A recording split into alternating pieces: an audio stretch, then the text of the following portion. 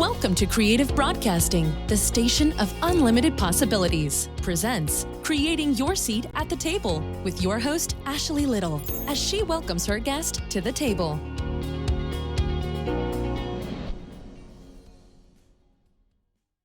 Table by the name of Porcelan. A little bit about her. Recording artist and songwriter, born and raised in the Westwood area of South Memphis, Tennessee, is today's contemporary urban R&B it girl. Welcome to the table, Porcelan. Hey, how are you? I'm so happy to be here. I am happy to have you here. So let's chat a little bit about, how you started out and how you started out singing when you were 10, and you continued to progress from there. So can you tell us more about your journey? Well, it started when I was very, very young, obviously like 10 years old. I come from a family that is very, very, very, very talented, and so many musicians and just gospel groups when I was young, and that was my influence, just being into church and at such a young age, and seeing my mom sing and my aunt sing, and that influenced me to become an artist. And my first time ever getting into singing was when I was in the 5th grade. I auditioned for my graduation to sing a solo song, and that was my first time even opening my mouth to sing. And that's when I realized I had the same talents my mom had, and my aunt had, and my dad had, and that was the introduction into starting my career and growing into my gifts and just working on them. And over the years, I just started writing poems, got into that, and just kind of started thinking about, hey, I can sing. Well, let me try to structure a song. And so I started to study more and listen more, and even in the process, learning more about my father and my mother that toured overseas when I was a little kid, and that influenced me to want to continue the path that they stopped on, pretty much. So that's once I got into high school, I started trying to do it professionally. I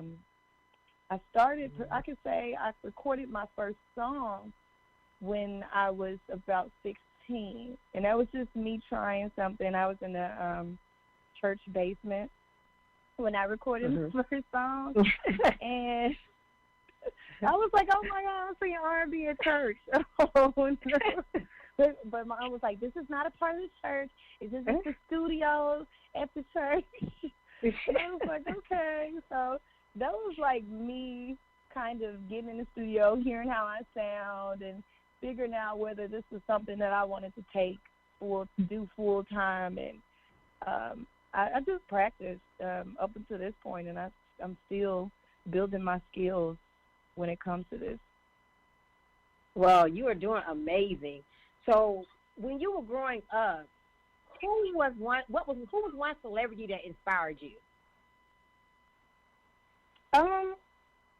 When I was growing up, I really didn't listen to many new. I guess I could say when I was younger, I listened to whatever my mom would let me listen to, or whatever my mom would put on, and it was all old school stuff. So when I was growing up, I listened to a lot of Shaka Khan, because my mom loved Shaka Khan, and I listened to a lot of Al Green and Commodores and stuff like that. I wasn't really big on any like current artists during that time, because I was listening to, when I was a little girl, who is out? Like, of course, I think obviously Beyonce, because I grew up on the Bills with Destiny's Child. I listened a lot to them. I was listening to Aaliyah, but I think my influences came from the older generations, like the Anita Bakers and the Shaka Khans. But Shaka Khan was definitely an influence of mine. And Shaka Khan is definitely a legend, right? So. Yes, she is. I mean, I could go down the line. I could keep going, but I'm going to just use one for right now. Yes. So, Porcelan, your song, Lois Lane, what inspired you to make that song? Is it something that pushes you to write music like that? Because it seems like you have a common theme of love and relationships. So tell us more about that and how you created that powerful song. Well, that song was created. Actually, one of the writers, or the writer on the song, is Daenerys Thompson. We're part of the same company, Made in Memphis, and he's a really good friend of mine. So we talked a lot about just relationships and everything I pretty much was going through. We talked about it. And I came in the studio. He's like, I got something for you. And I'm like, well, no. Like, everybody always going to be excited about what they write. It's just, are you excited about it? And is it going to be something you can be a part of, or is it something that somebody is just giving to you? And working with him, it's like, it was just me. And the minute I heard it, I said, women are going to love this song. They're going to be able to relate to this, because it doesn't speak negatively on men, and it doesn't make women sound like we're just so independent that we don't really want to have companionship or have a significant other. It just kind of lets females know their worth. They still have power, but it's okay to still want to have someone or want to really be with somebody and have somebody to have your back and pick up the slack when you can't do everything, because women can't do everything by themselves. It gets tiring. So I really felt like recording a song that women would feel really good, and men would too.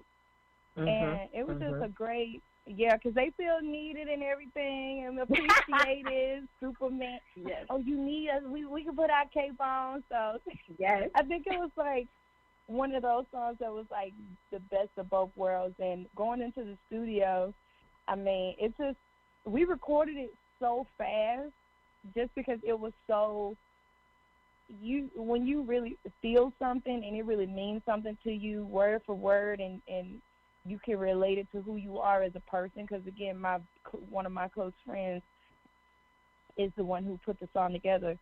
It was just a natural thing. So I connected with it emotionally. I looked over everything. We collaborated on the direction of it, and it just ended up being one of the fastest, and ended up being my single. Yeah, number 15 in the country, right?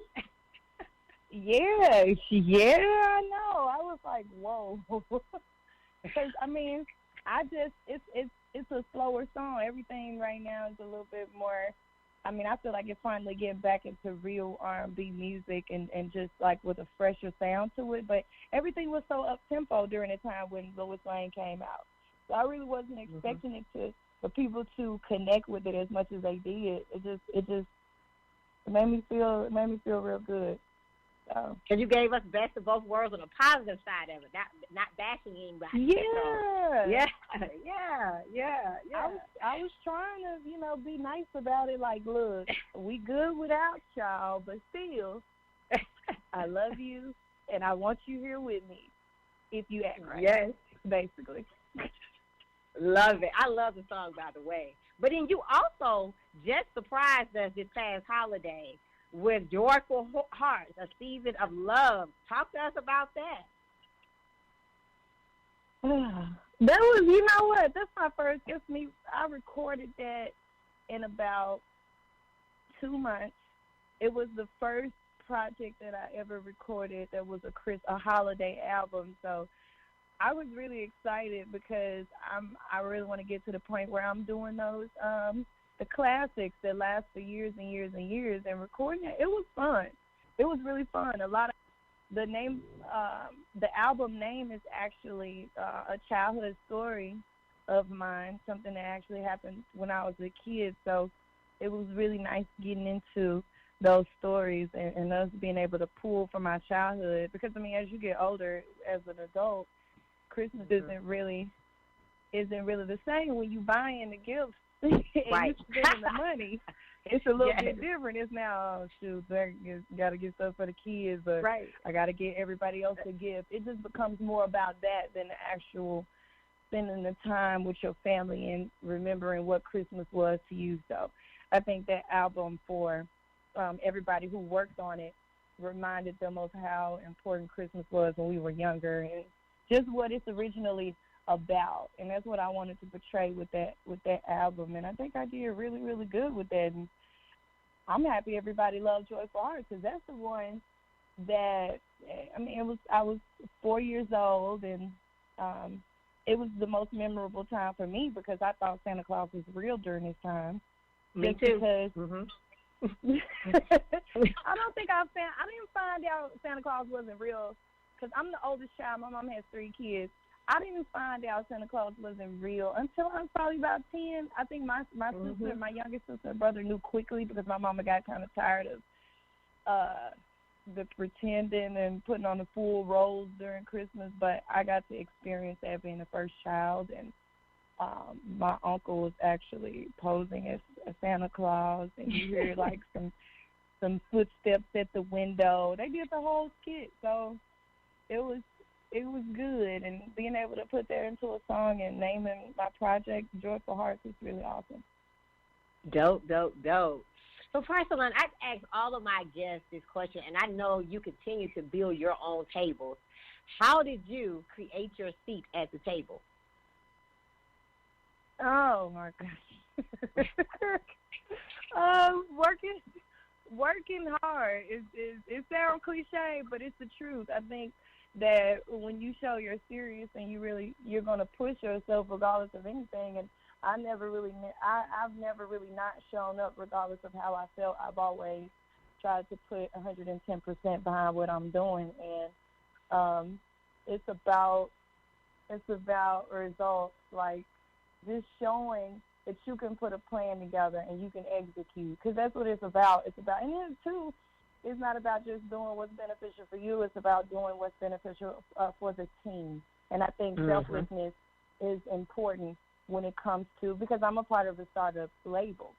So it's not just about, then let me get my money and let me get this and let me get that. It's about us as a family, as a whole, creating a business for, creating a company in Memphis, that is going to be great for other artists. So I really I've tried to stay selfless and humble and work hard, and that's pretty much what happens.